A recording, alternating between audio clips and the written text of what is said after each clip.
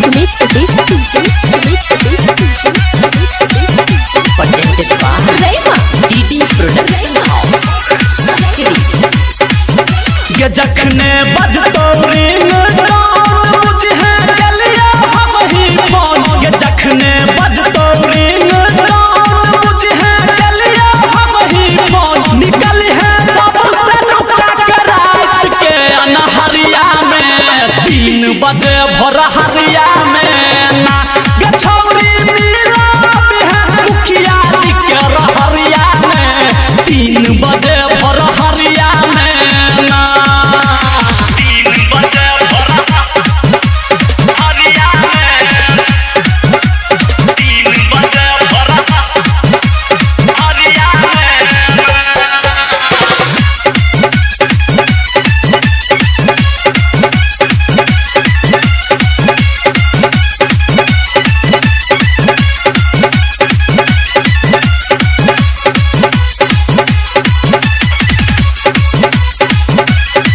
मुखिया जी के रहरी में करबो तोहर वेटिंग पहिले से छौरी हम लागे न रहबो setting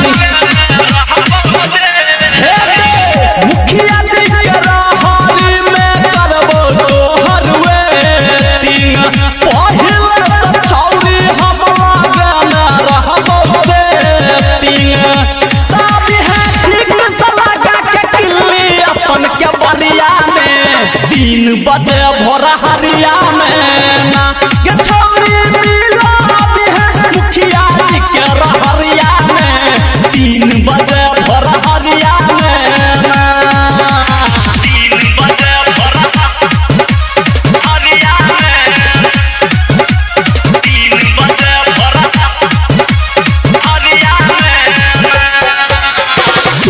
Sumit Satish Rayma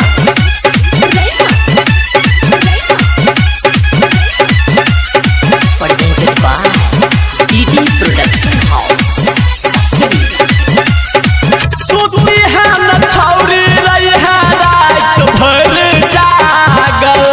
Dharmveer धुरंधर के दिल तोरे सा लागल ये जान सुती है न छौरी रही है रात भर जागल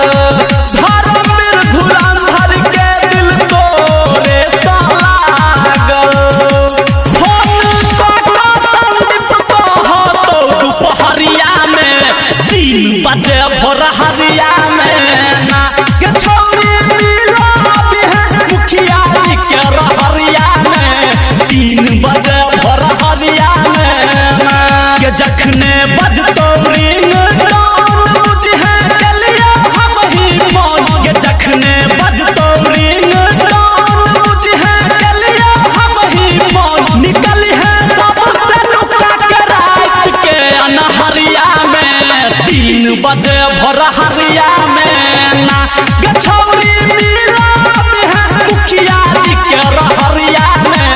3 बजे भोर हरिया में